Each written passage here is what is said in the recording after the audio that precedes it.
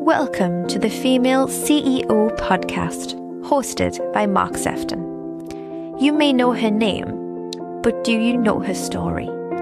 This podcast takes you behind the titles and into the moments that shape some of today's most inspiring women. We explore the paths they've taken, the businesses they've built, and how they've created success on their own terms.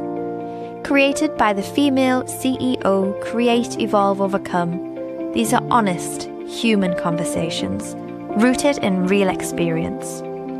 Let the journey begin.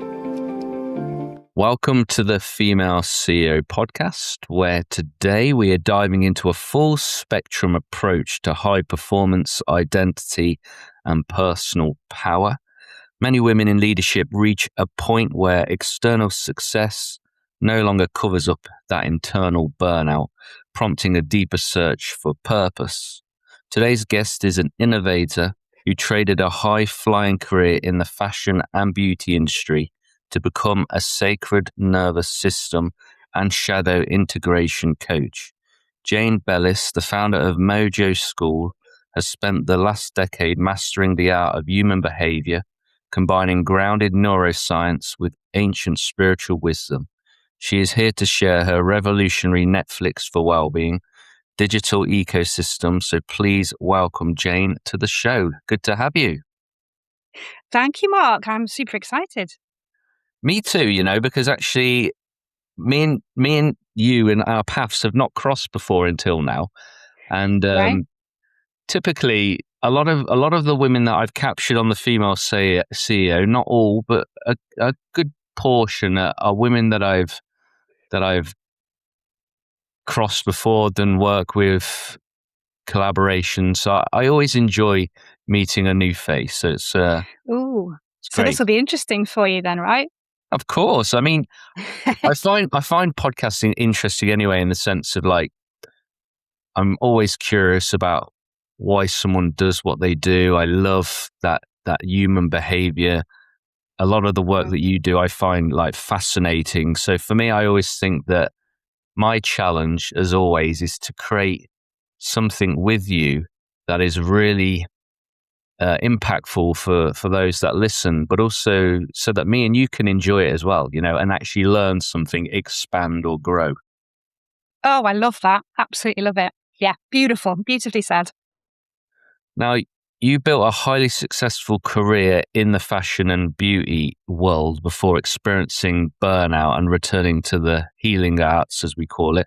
What was the exact catalyst that made you realize that external glamour could no longer sustain your internal well-being? Ooh, great question. Yeah, it was a really interesting journey because I had a bucket list of things from a very early age that I wanted to tick off, and I'd kind of checked them all off the list. Everything looked great on the outside. I was a high-flying working mom. I've got 4 children. I had 3 successful salons at one point, and I'd secured some really cool roles with all the beautiful people and all the glamorous stuff. So I'd done London Fashion Week a couple of times, and then New York Fashion Week. I became creative director for one of the big global shows. So on the surface, that's winning at life, right? I've got the superhero cape. I'm doing the school runs and the sports days, and I've got a full client list back home, and I'm jetting off to do all these great, exciting things.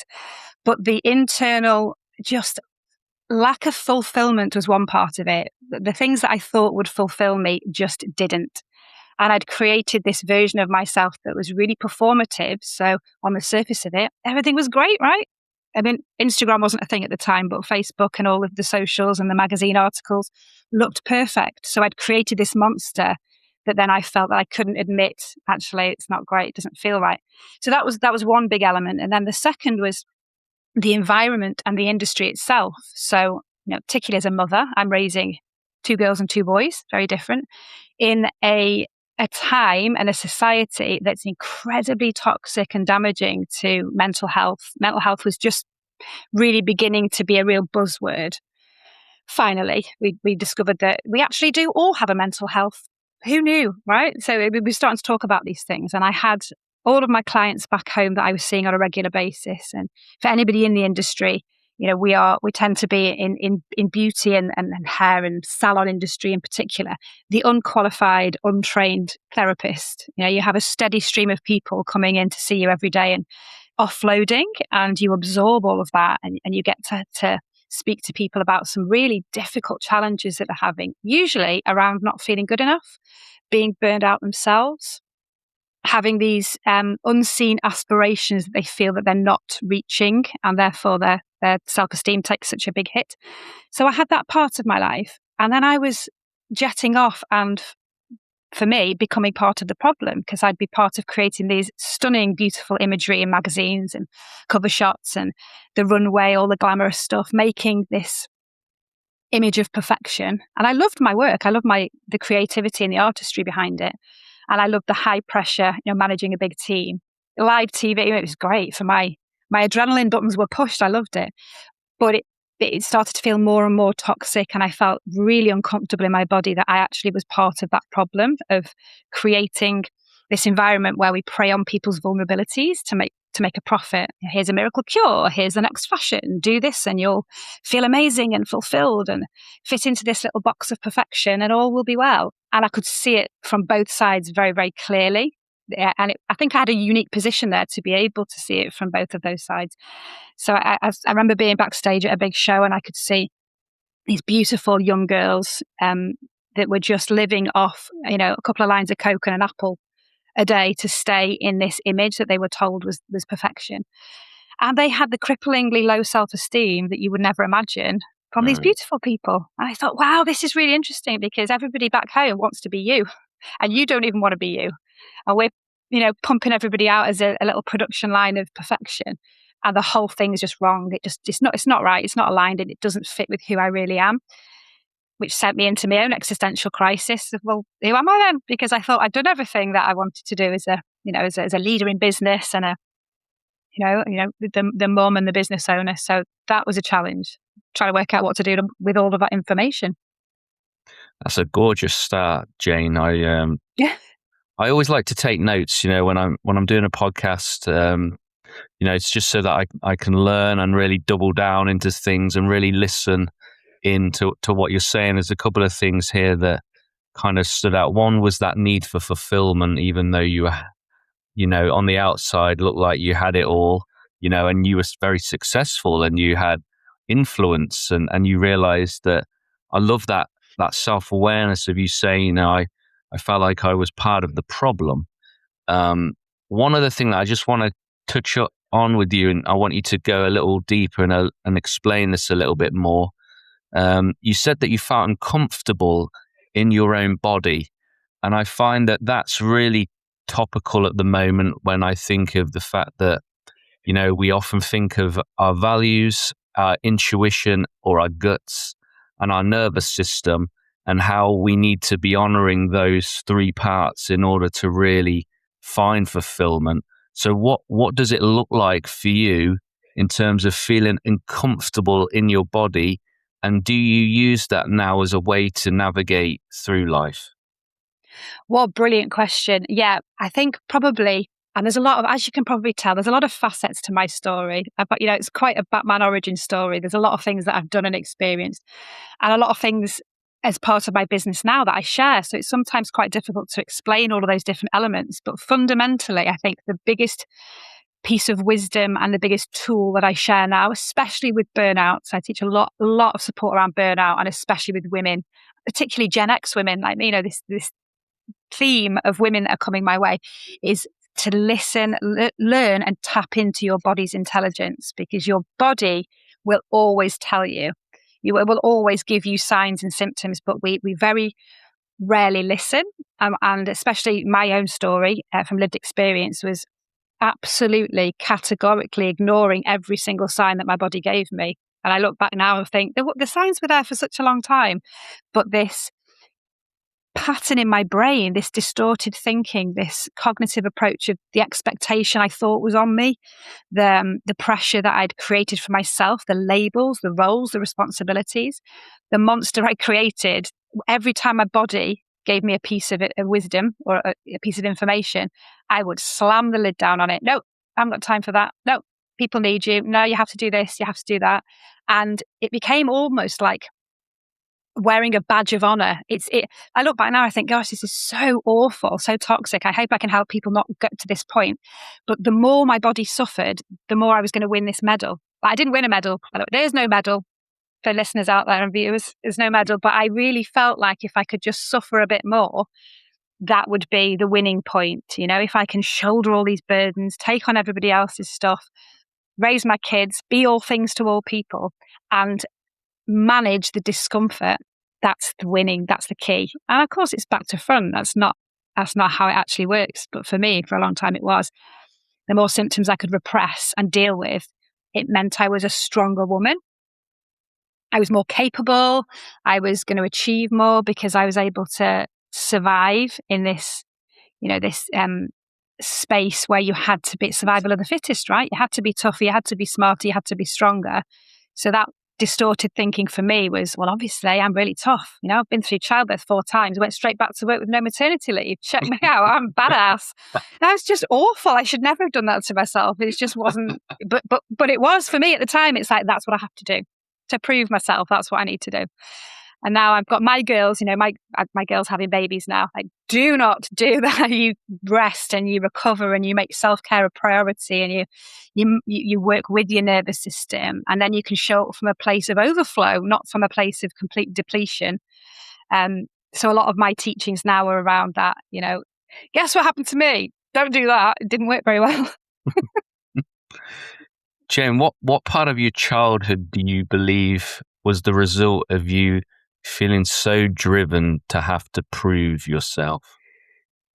Well, I talk about this quite a lot because obviously in my title, it's a lot of nervous system and shadow integration. So for me, shadow work is the key to everything, the key that unlocks everything, shining a light on the stuff that you generally keep hidden away in the shadows. Because you have to feel some feels, right? It's uncomfortable. So you have to be able to manage your body's intelligence. And so I did a lot of work around that before I started to teach it, because you have to do that very safely. And for me, it was winding it all the way back to, and I've written about this quite a lot. I've got a little book that I've written, and I'm just about to release a bigger book, and everything's in there, that whole pattern from very early on being super, super sensitive, very sensitive little girl, quite quiet and shy, just absorbing everything around me, everybody's emotional kind of overwhelm. Energy is my first language. So at a very early age, I could sense what was going on in the room before people even spoke. And if there was a mismatch between what they were saying and what was actually being felt, it was quite apparent to me. So my family, love my family to bits, but they are bonkers. I can look back now and think, I can see this and I can see that. And the general theme was, keeping up with the Joneses. Everything needs to be perfect. We don't show big emotions. We don't, we don't do anything that's too much. We just sort of seen and not heard and stand there, look pretty and do, fulfill the roles. That was the unspoken rule for me as a child, or that's how I perceived it. And then the big catalyst was, like many people have, parents split when I was 11. So that kind of fracture at that point, after learning about my attachments, I have to be a good girl. I have to never make a fuss, never show emotion, be stoic and resilient and strong, absorb other people's stuff. That was the early pattern. Then when the parents split, a dad, super driven businessman, like mega, mega driven, emotionally completely detached off somewhere else, just mom completely emotionally overwhelmed, dad completely emotionally absent. So that little split created this perfect storm for this overachiever. Never show your own emotions, never admit what you're actually feeling, because it's dangerous and you have to put yourself at the back of the list to fix everybody else. But also, you must also be all things to all people, be really motivated, run a business, be successful so you can be seen and chosen and loved from that direction. It's like brilliant psychology. I have my own best case study. If you can, if you can get to the point where you can move through some of the feelings and integrate and embody the difficult challenges of that, it's interesting to observe, what's happened in your childhood and in your parents' childhood. And, things get passed on generation after generation until someone breaks the cycle, my friend. That whole, it ran in the family till it ran into me stuff is it's a big thing, I think. I like that. That was powerful. Ran in the family until it ran into me. That's beautiful. It takes a level. That's a right quote, that one. Isn't it? It takes such a lot of self-awareness, though, and I was on a podcast the other day actually talking about spiritual bypassing.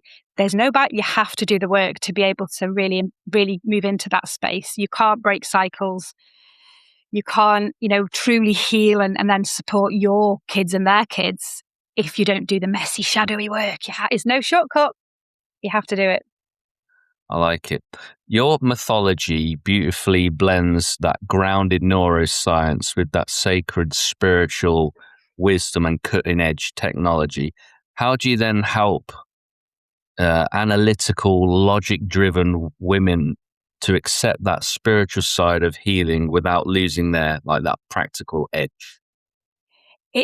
These questions are great, absolutely brilliant, because that's probably the hardest part. It's so frustrating because the most difficult part for me running this business now is knowing the impact that this kind of work has, knowing how powerful it is. But the challenge of getting people like me, these very highly driven, successful, entrepreneurial women stuck in hustle mode, getting the conversations and getting that, it's psychological and emotional safety, building that container for them to be able to breathe for a second and get the defenses down slightly so that they're not no, I haven't got time for this. No, that's ridiculous. No, I was told that was silly woo-woo nonsense, because there's so many labels that come with the more spiritual side. And I love my positioning now, feels so authentic for me, right in the middle, because I found that I was too clinical for the very spiritual space and I was way too woo-woo for the scientific space. So my space is just in the middle. I think a lot of people resonate there, but with the kind of high performing women, it's such a challenge to be able to allow yourself to even think differently, to even think something else is possible. That was it for me. I'd created this space where I was the top of my food chain and everything in my head I believed was correct. And the challenge to even admit there might be a crack or I might need to think a little bit differently sent my nervous system into a spiral, because then that kind of cognitive dissonance creates this fear that, well, what else is right? What else am I doing wrong? What else is going to come out of this? I don't have the time or the capacity to allow myself to feel anything because I'm so busy and I'm so important. The ego steps into the room quite a lot, and that's a piece of work to kind of just explore, just explore. There's so much wisdom out there and so many tools, and it doesn't have to be this chaotic crisis. It can be quite a gentle approach. But it's just fundamental for success, I believe. Long-term sustainable success. You can have the highs, you can make the money, you can have the nice, pretty things, but sustainable, authentic, embodied success, I think there's no shortcut. You have to work through this whole framework. Yeah, it's really interesting. I know that obviously one of your specialities is in this nervous system regulation, helping leaders, move out of that constant survival mode and into something more sustainable. What are some of the hidden signs that you see, Jane, that maybe are hindering or causing a struggle with high achieving women's nervous system that is secretly running on flames? I think there's quite a few, so I'm going to be careful with my words to get sort of the most impactful signs for me. And I think anybody who says, and I'm talking about myself in the burnout days, you don't understand, I haven't got time for this. I haven't got time to rest. I haven't got time to learn anything new or change my ways. There isn't time. That for me is the biggest red flag, because that's what I said so many times, which proved that I was happy to run, well, not happy to, but I was running on empty and I didn't want to even look at that, because now I think that was ridiculous. For me now, where I'm at, that thought process was so damaging and so toxic. But I can remember at the time really believing and being very threatened by someone who told me to take a break or to get a bit more balance. Really threatened, like, back off, you have no idea, the world needs me. I was so convinced that I had to fix everybody and do everything. It was a real fear response to even think about sitting down for a minute. And it's taken a while to process that. And it's the reason, I think, to go sort of tying this in with your last question, the reason my approach follows the medicine wheel framework, very ancient tool, is because we have 4 different parts of ourselves that people just should be in schools. We're not aware of it. And I always start with the mental space. So we all know we've got a mental health. And I think it helps this particular group, the CEOs, the female leaders, it certainly did with me. It was my first sort of introduction to this kind of work. The cognitive top-down approach, the psychological stuff first, because if I say to somebody who's in burnout and running a big business, just sit and breathe. Here's a breathwork technique for you. They're not even going to, 9 times out of 10, it's just dismissed. Ridiculous. I've got time for that. Or get your shoes off, go and stand on the grass, touch some grass, love. It's not really accepted in that space. But when you move through the mental space first, as the first quarter for me, first part of self, there's so much unlocking of wisdom. And I find that analytical driven brain, it's a very masculine approach, is, okay, I can understand that. That makes sense. This is what's happening. This is the neurobiological response. This is what's actually happening chemically in my body. This is the science. This is credible. And there's less of a fight to move through the other bits then, because it's an obvious progression then, right? So then we start to move into the next part, which is somatic, which is bottom up body approaches. So once we have the understanding of what's going on and why it's happening, it seems to be a key that unlocks this credibility for the rest and this, well, obviously that's what's happening. What do I do about it? And then you can kind of provide a bit of a tick list of, right, next you need to build a toolkit for your nervous system, bottom up, somatics. You have to learn how to regulate and switch back out of fight or flight mode. And then you have a nice little balance then, but it's still only half the picture. So once we've kind of got those bits in place, we move to the next part, which is the emotional self, the emotional literacy. And that's where a lot of the shadow work sits. But you can't do that until you understand why you're doing it and you have a toolkit for your nervous system. You just can't jump to that bit because that's just unboxing a load of trauma without the right knowledge and support. But I think that's where the magic lies. When you can get to that point, then you start to do this kind of timeline work where you go back to little 11-year-old Jane. This is what happened. This is why I think this way. This is my belief. Is that real? Is that true? Or is it distorted? And you can start to then unpick the threads and kind of weed out some of the stuff that you don't need. And I talk about it in, it's like you've got a million tabs open. You've got programs running in the background that actually were programmed in from somebody else when you were 6 or 8 or 10, or you don't need it. You can swipe up and uninstall that particular program because it's just draining your battery, taking up all your bandwidth.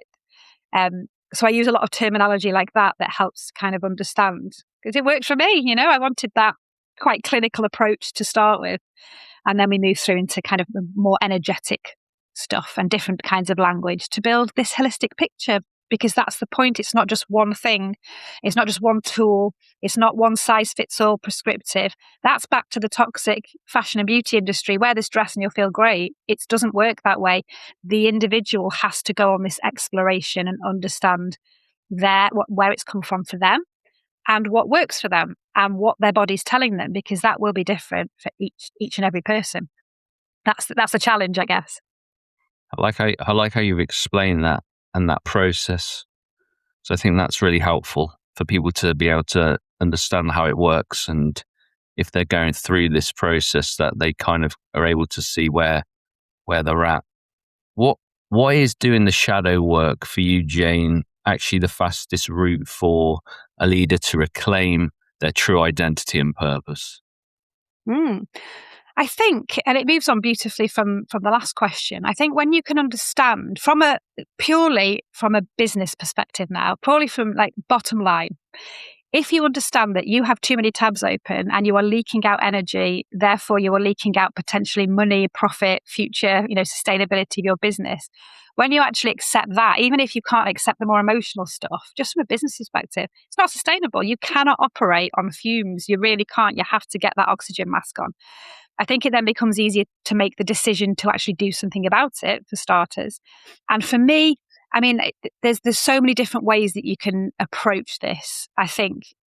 And for my particular piece of work, I've tried to make it as broad as possible how you can get in. And there's so many tools out there, it can get quite overwhelming. If you start to Google shadow work, what do I do next?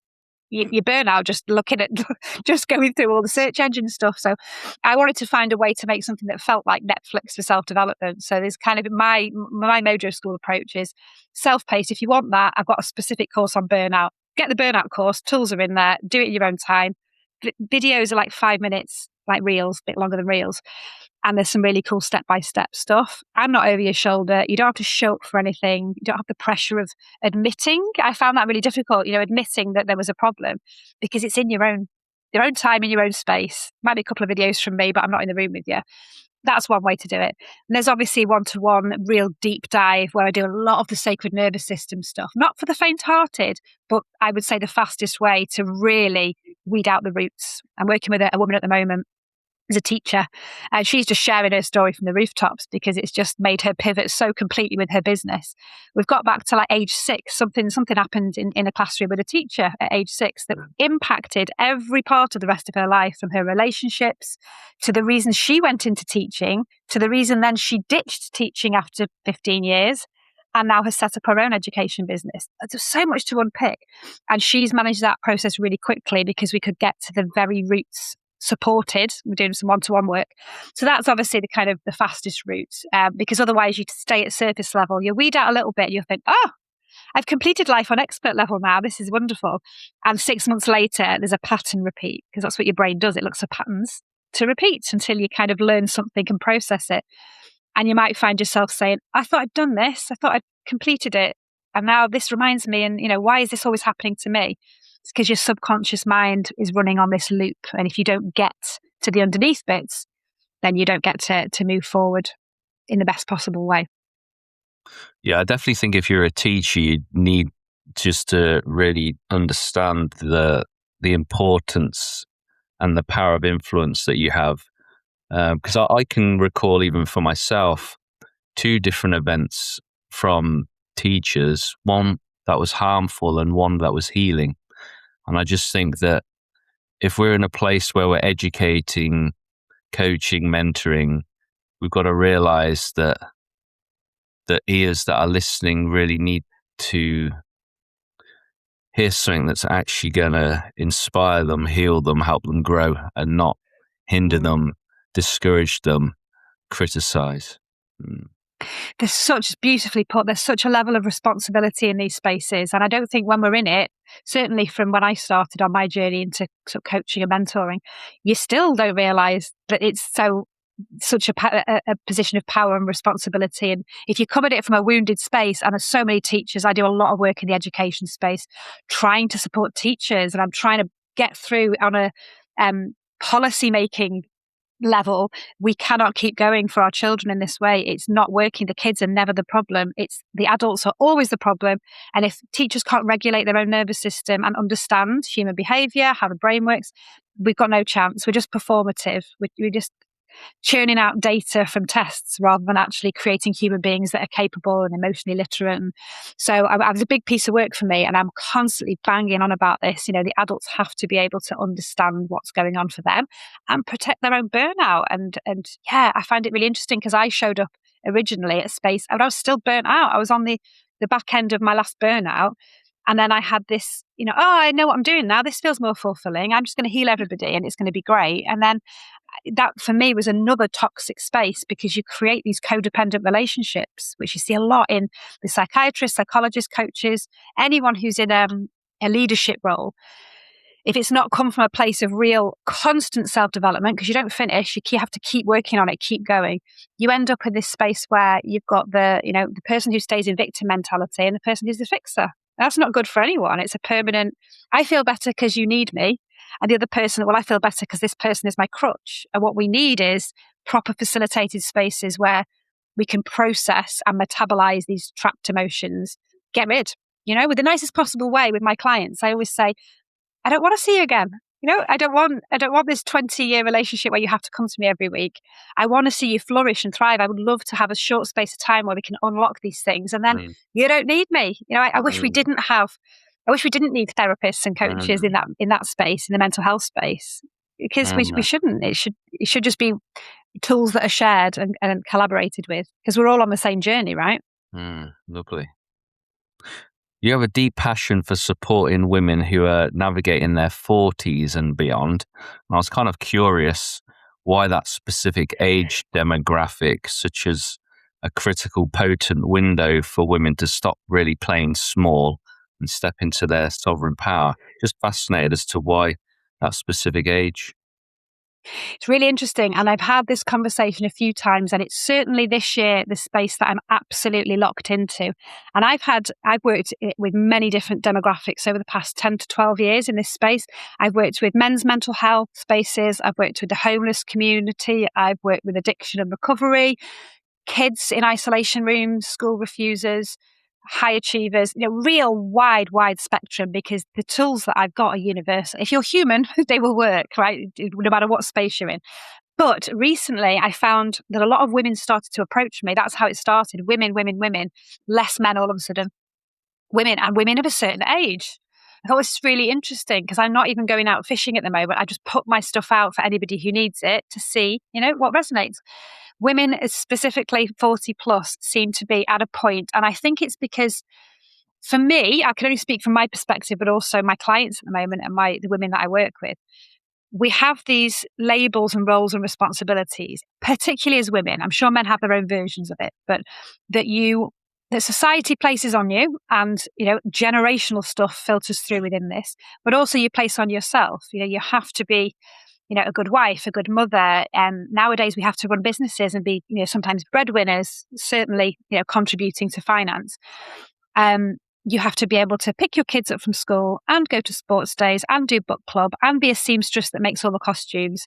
Never miss out on that. But you also have to run a 6-figure business, never complain, eat properly, cook nutritious meals from scratch, make sure you're taking all your supplements, and also fit in some nice breathing, time out with the kids. It's an impossible set of labels. It's just not possible.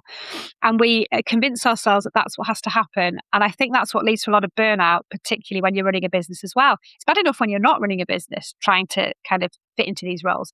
And it's not just women who've had children, it's just women in general. We have this pressure to be all things to all people, never let the mask slip, always be on 24/7 for when anybody needs us, and really perform, because we're proving ourselves against an old kind of system where you have to be top dog, survival of the fittest, this masculine energy, which combats with our true nature a lot of the time. And I think when we get to the point where we hit 40, obviously there's lots of conversations about perimenopause. I'm like in the fire myself at the moment. And for me, I think there comes a point where your body says, nah, tapping out now. And to everybody else, it comes across that you're having some kind of crisis. You've gone crazy. You've suddenly become really mean because you're actually prioritizing a little sit down for yourself. And I want you to do this for me. You always do this. Why are you doing this for yourself? And it feels for everybody else like you're being problematic. But I think we're actually just realizing, I'm done. I can't do it. My well has run dry. There is no more energy to give. And there's not a choice in it. You have to look after yourself, because your body is just giving you so many signs. And I think the more you've repressed them, the bigger the signs and the more chaotic it feels. If you've had a good run at self-care and balance and kind of filling yourself up on a regular basis, I think it'll be easier. But a lot of women in business, particularly if you've had a family as well, I think you get to this brick wall that you cannot continue. You have to kind of blast through it somehow. Certainly for me, that was how it happened. But everybody else around me, I think they would probably have thought, oh, she's being really mean all of a sudden, not doing everything for everyone 24/7 and not answering emails at midnight. No, these are my working hours. Get over it. Boundaries, boundaries tend to have to come in when you reach this point, I think. Yeah. It's so liberating though, being able to honor yourself so that you can honor other people. And actually, I think the importance of being true to yourself is so important, because unless you're true to yourself, you can't actually be true to other people. You can't actually consistently give when actually you're depleted. And I think it's really important. I like the fact that, you were saying that it was women that were coming to you. I always think that your calling makes room for you. I always think that if you're a leader, then people will follow you. If you have the gift of healing, then you see a heart healed. For me, I really like that reality of our gift making room, where actually people come and search for us. They see it within. They're attracted to the way that we're living and showing up. And I think that's really fascinating hearing that from you. Yeah, it's the authenticity, isn't it? And you kind of, for me, with all the masks I had early on, right the way through, I just refused to be authentic because it didn't feel safe, because I didn't learn that it was safe to show up as myself. So it took a lot of work to do that. But the second I started to prioritize that, and when I teach at the moment, the most difficult thing for women in this fawn response, this kind of please and appease fawn response, to say you have to prioritize yourself first is terrible. I mean, I can remember hearing it myself, thinking, yeah, whatever, never going to happen. It's terrifying in your body. It's like, well, I just can't, because it's not safe, and I have to make sure I fix everything first. But when you lean into that and really do the work and start to practice, and you get better at it, and it feels safer, and honestly, your bandwidth, if you're hustling and your bandwidth is full, there is no room for the right things to come in for you. There just isn't. The second you actually free up that bandwidth, I can promise you, the right things, the right people, the right situations, the right projects, they just find you.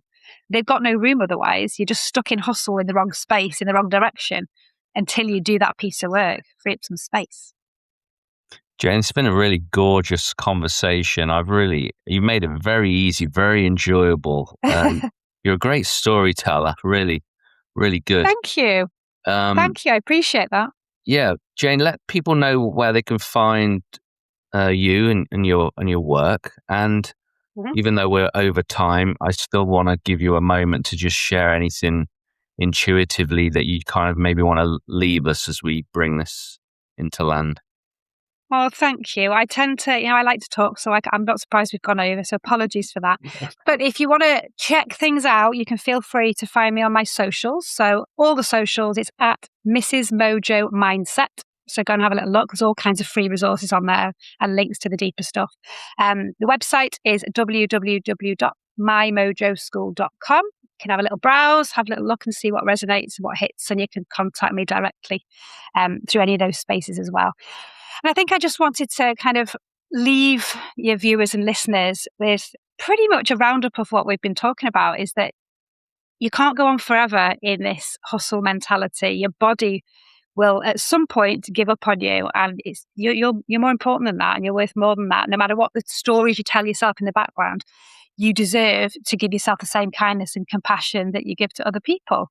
And if you're running a business and you are finding yourself in this loop, then it's probably time that you look at that a little bit deeper. Shine a light on the shadows, because I guarantee you won't regret it. You'll move into a space that's really you. And yeah, your soul will thank you for it.